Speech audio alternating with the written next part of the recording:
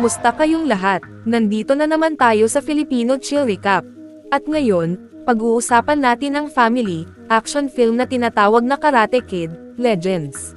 At bago tayo magpatuloy ay isa-shoutout muna natin si Moogly TV English at Princess Estelle and advance happy birthday from Sweden, Tineng Vlog, J. Ian, Sanji Sor, Jorens Rico, Nelfa Apollo, John Angelo Sese, Reggie Estrada, Rafi Desen, Alvin Nordaneta from Montalban Rizal, Arnett Mena from Malaysia, CJ Tumale from Vega Catanduanes, Daryl Vince Guillermo from Santa Marcela Apayao, JV Abian from Navotas City, JR Lumanario family from Gumaca Quezon, Timbert Brilata from Rosario Cavite, Mamerto Salem Jr. from Citrus Sapang Palay Bulacan, at Nor J. Tukay from Bacoor and Kawit Cavite. Maghanda na kayo dahil sa mga spoilers na darating.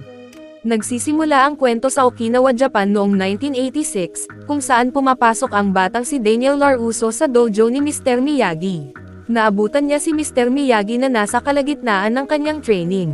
Pagkatapos ng routine, sinalubong siya ni Mr. Miyagi sa kanyang kalmado at palakaibigang paraan. May mga tanong si Daniel, kaya ipinaliwanag ni Mr. Miyagi na ang mga retrato sa dingding ay hindi lang basta dekorasyon, mga ninuno niya ang mga iyon. Bawat isa ay may kwento, pero may isang espesyal na namumukod tangi, ang pinakaunang Miyagi na nagdala ng karate sa isla ng Okinawa. Katulad ng iba sa kanyang angkan, hindi lang siya isang sensei, isa rin siyang mangingisda, taong konektado sa dagat. Napakalalim ng ugnayan niya sa karagatan na minsan, habang nangingisda sa gitna ng malakas na bagyo, nakatulog siya. Doon, tinanggap siya ng pamilyang Han. Hindi lang nila siya binigyan ng tirahan at pagkain, tinuruan din siya ng kung fu, ang kanilang paraan, disiplina, at diwa. Pagbalik niya sa Okinawa, hindi lang kwento ang dala niya kundi ang pinagsamang diwa ng dalawang magkaibang mundo, dalawang tradisyon ng martial arts na parehong nakaugat sa karangalan at balanse. Sa paglipas ng panahon, nagsanib ang dalawang tradisyong ito, nag-uugnay sa dalawang pamilya hanggang sa kasalukuyan. Mula rito, lumipat ang kwento sa Beijing kung saan si Mr. Han, isang respetado at istriktong guro ng kung fu, ay nagpapatakbo ng isang mataas na antas na paaralan. Tinuturuan niya ang mga estudyante ng disiplina at pagpapahalaga sa martial arts sa pamamagitan ng mga pagsasanay tulad ng jacket drill, simple sa paningin, pero puno ng disiplina at consistency. Sa kanyang mga estudyante, namumukod tangi si Leong, isang teenager na masipag at determinado, nagsasanay araw-araw. Ang kakaiba sa kanya, lagi siyang may suot na headphones habang gumagalaw, pinagsasama ang old school at new school, tradisyon at modernong estilo. Isang araw, napansin ng isa sa mga babae sa klase na may paparating, isang doktor. Pagkasabi niya, agad umaksyon si Mr. Han at sinabing abalahin muna ang bisita. Nang marinig ni Lee, bigla siyang natigilan. Bakit? Dahil nanay niya ang doktor. Makalipas ang ilang minuto, sinalubong ni Mr. Han ang babae. Hindi lang pala siya basta bisita, pamangkin niya ito. Halatang balisa siya at diretsong sinabi ang pakay, gusto niyang malaman kung nasaan ang anak niya. Sinubukan siyang pakalmayan ni Mr. Han, inalok ng tsaa para gumaan ang usapan, pero hindi siya natinag. Matatag ang kanyang paninindigan, ayaw niyang tularan ni Lee ang landas na tinahak ng kanyang tiyuhin na namatay dahil sa pagsunod sa daan ng martial arts. Maingat na nakinig si Han, nagpapakita ng respeto, pero nang sumagot siya, malinaw at matatag ang tono. Ipinaliwanag niya na ang kung fu ay hindi tungkol sa karahasan, isa itong paraan ng pagtingin sa mundo, isang paraan ng pamumuhay na tumulong sa kanya na makaalis mula sa sarili niyang dilim. Pero bago pa lumalim ang usapan, biglang naglabas ng mabigat na balita ang doktor, may alok siyang trabaho sa New York at balak niyang isama si Lee. Saktong dumating si Lee at humarap sa kanyang ina, diretsahang sinabi na gusto niyang ipagpatuloy ang training, hindi lang para sa pakikipaglaban kundi para lumago bilang tao. Pero desidido na ang ina niya. Nangako ito na sa Amerika, mas magiging maayos ang buhay niya, walang gulo, walang panganib. At sa kabila ng kagustuhan niya, wala na siyang magawa, kailangan niyang iwan ang lahat, ang kanyang paaralan, ang kanyang master, at ang tanging tahanang nakilala niya, para sa isang bagong buhay sa kabilang panig ng mundo. Pagdating sa bago niyang apartment, matagal siyang nakatitig sa isang litrato na nagpapaalala sa kanya ng kanyang kapatid. Tumama sa kanya ang lungkot at pangungulila, pero kasabay nito ay may apoy ng determinasyon. Ginamit niya ang dahilan na bibili lang ng pagkain para lumabas at maglibot sa paligid. Napadpad siya sa isang maliit na pizzeria at humingi ng pagkaing tulad ng sa kanilang lugar, isang tipikal na Chinese dish.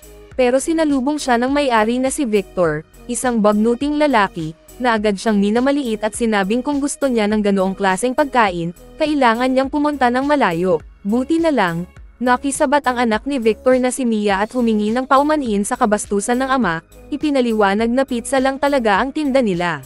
Nanatiling magalang si Lee at nagtanong kung may binibenta ba silang papel.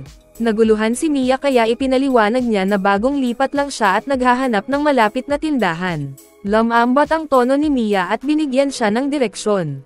Sa huli, hindi lang impormasyon ang nakuha ni Lee, posible ring isang bagong kaibigan. Kinabukasan, matapos sundin ang ilang payo ng kanyang ina, lumabas si Lee para pumasok sa bago niyang paaralan. Habang sakay ng subway, napansin niya ang isang poster para sa nalalapit na martial arts event. Agad nitong hinatak ang kanyang atensyon, bumabalik sa kanyang alaala ang mga araw ng training sa dojo sa China. Pero ngayon, iba na ang sitwasyon. Sa paaralan, ramdam niya ang hirap ng panibagong simula, walang kakilala, walang kaibigan, at sinusubukan lang maintindihan ang bagong mundong ginagalawan niya. Laging nakabantay, tahimik na inoobserbahan ang paligid, pilit hinahanap kung saan siya nababagay. Lumipas ang ilang araw at isang hapon, pauwi mula sa klase, muli niyang nakita si Mia. Nahihirapan ito sa pagbitbit ng mga mabibigat na kahon papunta sa pizzeria. Walang alinlangan, inalok niya ito ng tulong. Habang magkasabay silang naglalakad, napansin ni Mia kung gaano kalinaw at natural magsalita ng Ingles si Lee, walang accent, walang pag-aalangan. Ipinaliwanag ni Lee na nag-aral siya sa American School sa Hong Kong kaya madali lang sa kanya magsalita ng ganoon. Matapos niyang tulungan si Mia sa mga kahon, inalok niya pang magpatuloy sa pagtulong. Habang naglalakad sa lungsod, nabanggit niya na dati siyang nagte-train ng kung fu, pero tapos na siya sa buhay na iyon. Binalaan siya ni Mia na iwasan ang isang partikular na gym, pero bago pa niya maipaliwanag, dumating ang may-ari at pinilit siya tungkol sa utang ng kanyang ama. Sa loob ng gym, sinabi ng may-ari sa kanyang top student na si Connor na si Mia, na dati niyang girlfriend, ay may kasamang ibang lalaki. Hindi ito nagustuhan ni Connor. Bigla niyang sinipa ng marahas ang isa sa kanyang sparring partners, walang babala, puro galit. Maya-maya, nagtungo sina Mia at Lee sa isang auto parts store. Nang makita ni Mia ang presyo, nag-atubili siya, pero si Lee ay nakipag-usap sa tindero na incheck gamit ang Mandarin. Sa huli, nakakuha sila ng diskwento na $150. Paglabas nila ng tindahan, sinabi ni Lee kay Mia na kunwari magkasintahan sila para makuha ang diskwento. Natawa si Mia, at doon na sinamantala ni Lee ang pagkakataon para mag-alok ng kapalit, tuturuan niya si Mia ng Mandarin kung ipapasyal naman siya nito sa lungsod. Nagkasundo sila na sa linggo gagawin ang tour, pero sa isip ni Lee, para na itong date. Kinagabihan, nang tanungin siya ng ina kung may bago na ba siyang kaibigan, sumagot siya ng, oo, at binanggit ang pangalan ni Mia. Pagdating ng linggo, sinundo siya ni Mia sakay ng motorsiklo, handang ipakita ang mga paborito niyang tambayan sa lungsod. Pero, hindi pa man sila masyadong nakakalayo, nasira ang motor kaya napilitan silang sumakay ng subway. Habang nasa tren, nagpractice si Mia ng Mandarin sa tulong ni Lee, palitan sila ng mga kwento at biro, at mas lalo silang naging malapit. Pero biglang nagbago ang takbo ng araw nang masalubong nila si Connor at ang barkada nito sa isang istasyon. Binalaan ni Mia si Lee na manatiling kalmado, pero lumapit si Connor na may halong pang-aasar.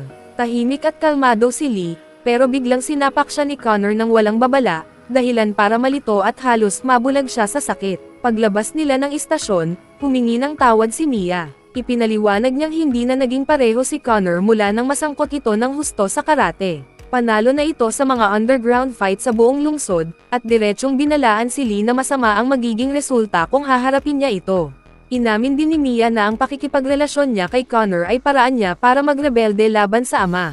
Sa pizzeria, tinulungan ni Victor na takpan ni Lee ang pasa at binigyan siya ng kaunting karunungan sa kalye. Laging maghanda, dahil sa lungsod na ito, hindi patas ang laban.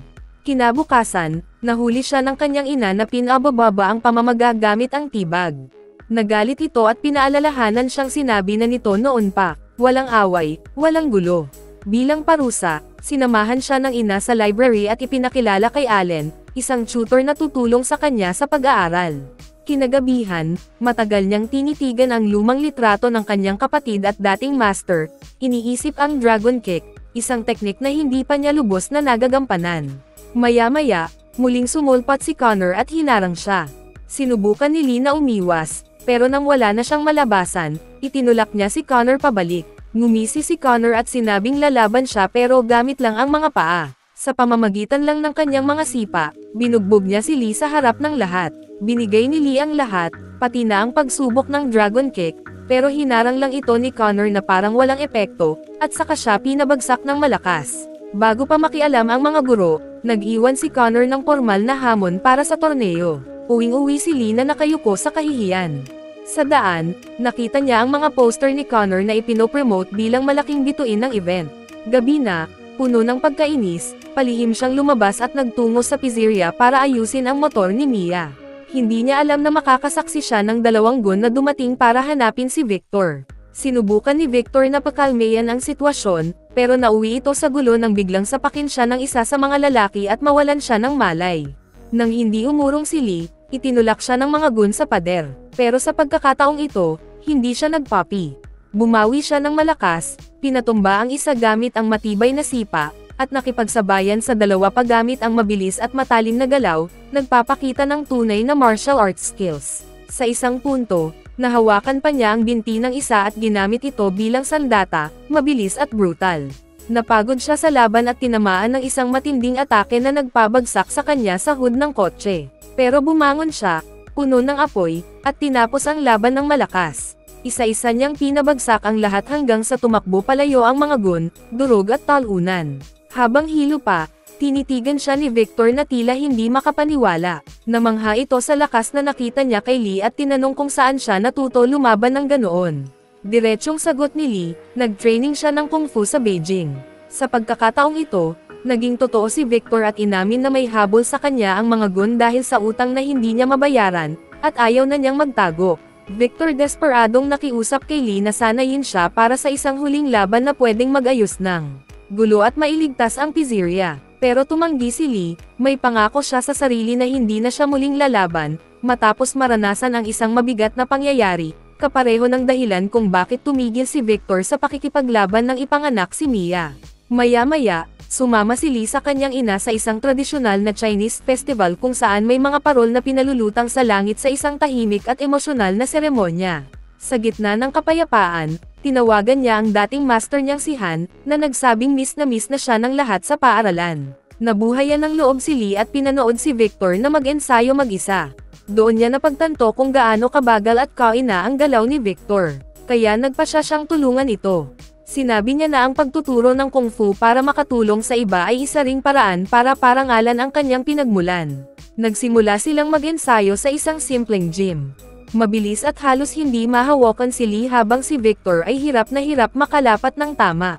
Habang seryoso na ang ensayo, biglang dumating si Mia at nagalit. Binalaan si Lee na kapag may nangyaring masama sa ama niya, siya ang may kasalanan. Pero nanindigan si Victor at pinapayagan ang pagsasanay. Ipinakita ni Lee kay Victor na ang Kung Fu ay hindi lang laban, ito'y paraan ng pamumuhay.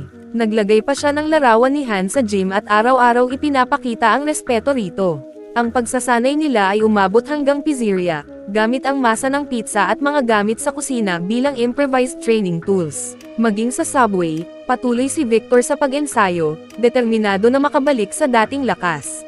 Ganap nang nag-commit si Lee sa pagtuturo, kabilang na ang teknik ng legendary inch punch. Samantala, tinutulungan din niya si Mia sa Mandarin, at umabot ito sa puntong kayanan niyang makipag-usap sa isang street vendor, isang malaking personal na tagumpay para sa kanya.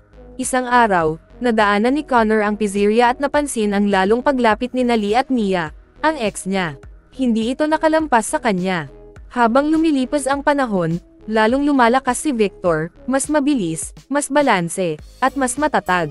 Higit pa rito, unti-unti niyang nababalik ang tiwala ng anak. Isang gabi, nadatnan ni Lee ang ina na natutulog habang hawak ang litrato ng yumaong kapatid.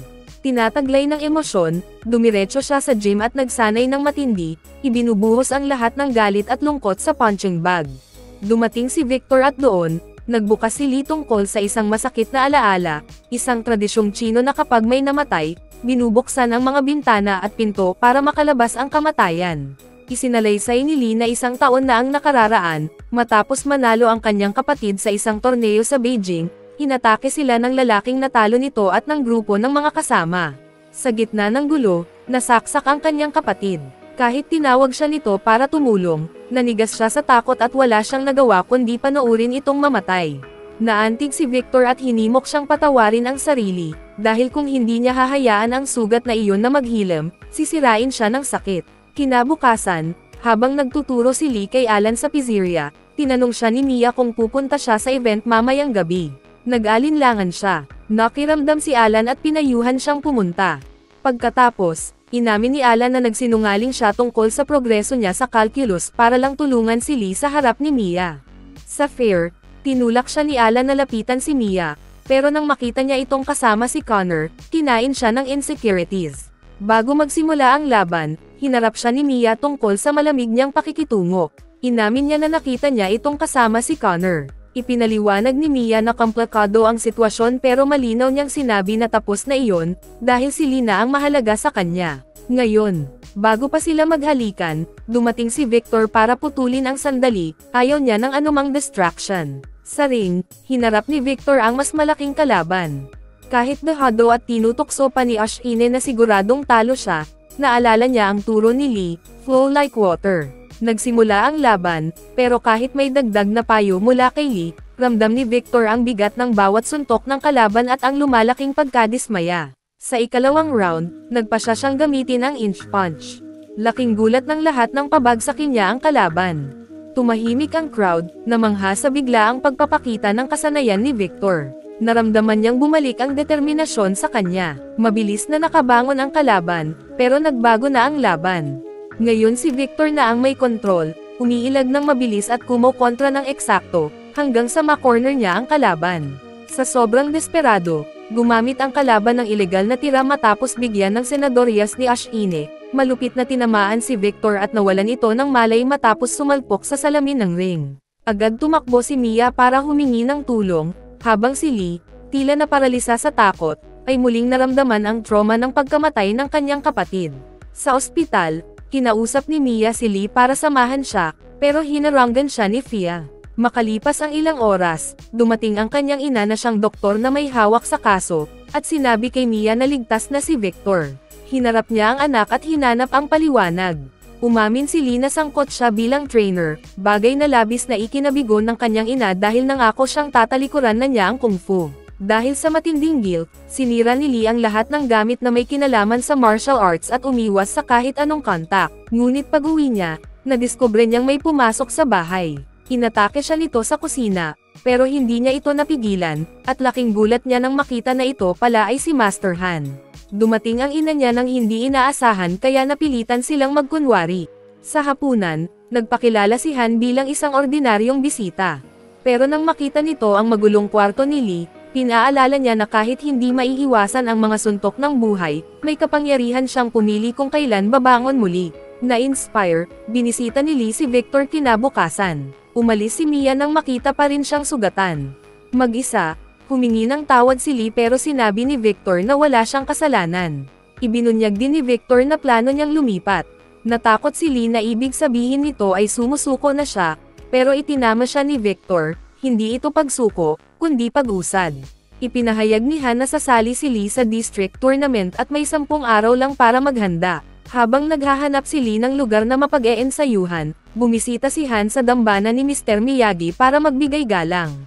Doon, nagulat si Daniel Larusso nang malaman na kilala ni Han si Miyagi. Ipinakita ni Daniel ang litrato nilang magkasama noong 1985. Naalala ni Han kung paano ipinagmamalaki ni Miyagi si Daniel, ang kabataang nagbigay ng panibagong layunin sa buhay niya. Dahil sa inspirasyon, gusto ni Han na matutunan ni Lee ang tunay na estilo ng Miyagi. Ngunit nang imbitahan niya si Daniel para sanayin si Lee, nag-alinlangan ito. Hindi niya kayang basta iwan ang lahat at lumipat sa New York. May mga magagandang dojo sa lungsod, pero iginiit ni Han na mas malalim ang hinahanap niya para kay Lee. Umalis siya na may pag-asang magbabago ang isip ni Daniel. Samantala, Inamin ni Lee kay Alan na nag-sign up siya sa 5 district tournament kahit hindi pa niya master ang karate at wala pa siyang training place. Sa kabutihang loob ni Alan, dinala siya nito sa rooftop ng gusali kung saan siya nag-aalaga ng mga kalapati at nagtatanim, at inalok iyon bilang personal gym. Kinabukasan, gin-icing siya ni Han ng maaga para mag-training. Sa rooftop, nagsanay sila gamit ang umiikot na mga troso at matitinding ehersisyo, kabilang na ang mahirap na jacket technique. Ngayon ay nakabitin si Lee patiwarik. Ang layunin ay malinaw, perpektuhin ang dragon kick. Habang lumilipas ang mga araw, mas tumitindi ang training pero determinado si Lee na mag-improve, nilalampasan ang kanyang limitasyon at pinapakinis ang kanyang abilidad. Nang malaman ng ina ni Lee ang tungkol sa tournament, humingi siya ng paliwanag kay Han. Sinabi nitong hindi ito walang saysay na laban, kundi mahalagang yugto para kay Lee at paraan para parangalan ang kanyang yumaong kapatid. Maging sa pagkain, binabantayan ni Han si Lee, iniiwas sa junk food. Samantala, si Connor, ang karibal, ay todo ensayo sa sariling gym. Sa isa sa mga training sessions, biglang dumating si Daniel. Pinuna niya ang maling poster ni Lee, masyadong horizontal para sa karate na nangangailangan ng balance at vertical stance. Formal na nagpakilala sina Han at Daniel. Babala ni Daniel, hindi sapat ang isang linggo para ma-master ang techniques, pero tiwala si Han sa talento ni Lee.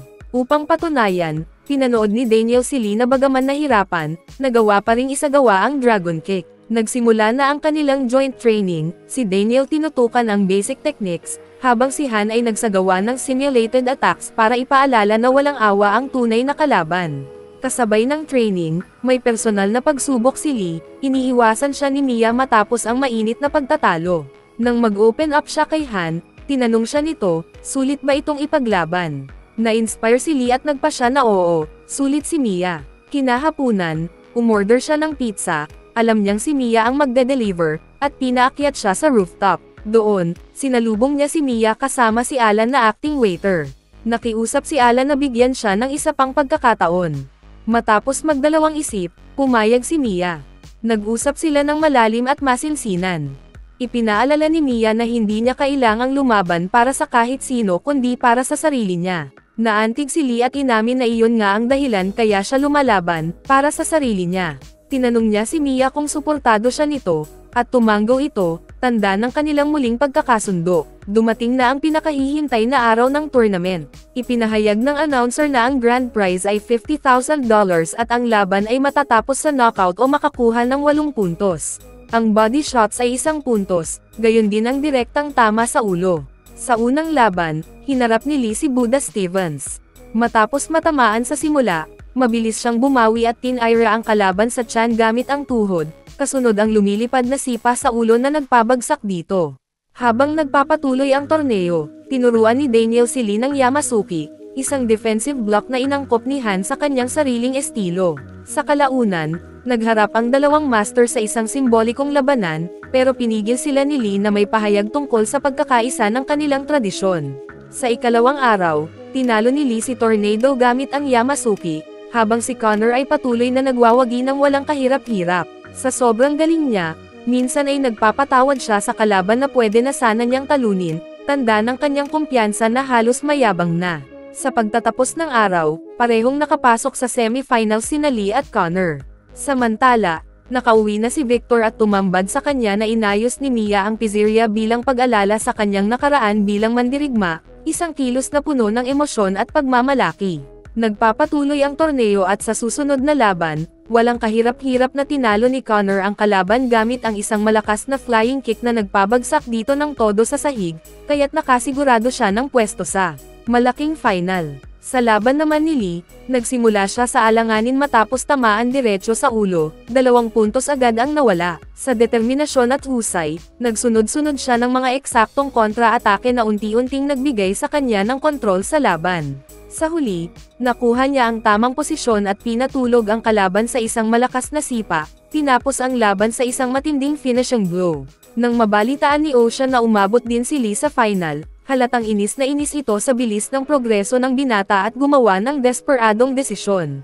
Sa galit, nilapitan niya ang kanyang grupo at nagplano para siguraduhin hindi na makakarating si Lee sa huling laban. Gagawin niya ang lahat para pabagsakin ito. Inutusan niya ang kanyang mga tauhan na tambangan si Lee bago ang final. Pero agad na nabigo ang plano ng maarang ni Han at Daniel ang mga umaatake.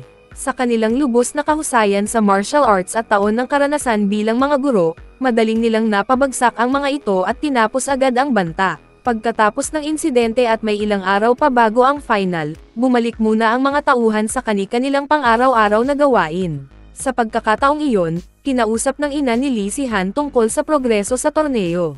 Sinabi niyang maayos ang lahat, pero idinagdag na napakahalaga ng presensya niya sa final para mabigyan ng lakas ng loob at emosyonal na suporta ang anak. Samantala, tuloy ang ensayo.